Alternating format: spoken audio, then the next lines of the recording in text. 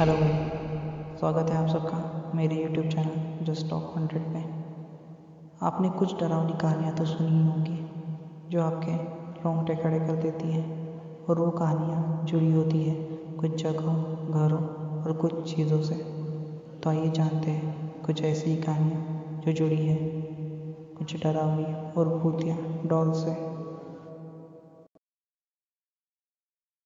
सरिता का जिक्र सबसे हॉन्टेड डॉल्स में से किया जाता है। कहा जाता है सरिता को कमरे में कहीं भी रख दिया जाए, दूसरे दिन वो कहीं और ही मिलती है। इसी राज को जानने के लिए कुछ लोगों ने उस कमरे में सीसीटीवी कैमरे लगा दिए जहाँ सरिता को रखा गया था।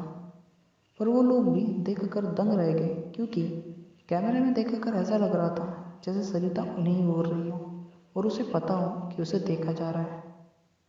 वहाँ रहने वाले एक बच्चे का कहना है कि उसने कई बार उस डॉल में से रोने की और चीखने की आवाज़ें सुनी है, और वो कई बार रात में सोते वक्त उसे घूरती है।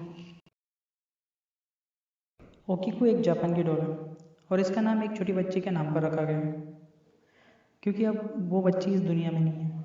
ओकिको की फैमिली का कहना है कि उनके ओकिको की आत्मा इस डॉल में बसती है। ये कोई बड़ी बात नहीं है, क्योंकि अक्सर देखा जाता है हम उन चीज़ों को पास में लेके उन्हें याद करते हैं जो इस दुनिया में नहीं है।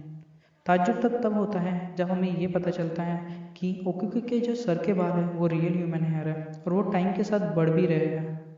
तो क्या ये सही में पॉसिबल है? क्योंकि हमने आज तक के देखा है जो नॉन लिविंग थिंग्स है उनमें ऐसी कोई हरकतें होती नहीं है। तो क्या ओकिको की फैमिली का जो कहना है वो सच है, या इसके पीछे और कोई राज है?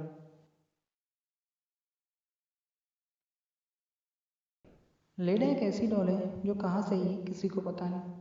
हैरी वॉरेन एक हॉन्टेड घर के ओनर हैं और लेडा उन्हें उसी हॉन्टेड घर पर ज़मीन पर पड़ी मिली। वो हैरान थे कि वो डॉल बंद घर में वहाँ आई कैसे, और अब उनका कहना है कि लेडा में एक 6 साल की छोटी बच्ची की दुखी आत्मा है, क्योंकि उसके पास जाने पर हर कोई रोने लगता है बिना किसी वजह से। मैंडी को एक फैमिली ने जर्मनी में खरीदा अपनी बेटी की खुशी के लिए, पर उनकी ये खुशी ज़्यादा दिनों तक टिकी नहीं, क्योंकि शुरुआत में तो सब ठीक रहा, पर कुछ ही दिनों बाद रात में उस डॉल में से रोने की आवाज़ आने लगी। काफ़ी टाइम बाद उस फैमिली ने वो डॉल को एक म्यूज़ियम में देने का फैसला किया। उस म्यूज़ियम में देने के बाद भी वो किस्से थमे नहीं। रोज़ वहाँ से रोने की आवाज़ें आती और कई बार कमरे की चीज़ें बिखरी होती जहाँ वैंडी को रखा गया था। जो भी इस वीडियो को देख रहा है उसने एनाबेला का नाम ना सुना हो, ऐसा कम ही हो सकता है। एनाबेला वो डॉल है जिसने पूरी दुनिया को दहला दिया था और पैरानॉर्मल एक्टिविटी की दुनिया बन बैठी थी। एनाबेला के पास होते ही लोगों को ऐसे भ्रम होते थे जिससे निकलना काफ़ी मुश्किल था। एनाबेला पर एक मूवी भी आ चुकी है। एनाबेला का आतंक बढ़ता देखकर लॉरेन ने एनाबेला को एक बॉक्स में कुछ मंत्रों जरिए कैद कर लिया, और आज भी एनाबेला उस बॉक्स में कैद है।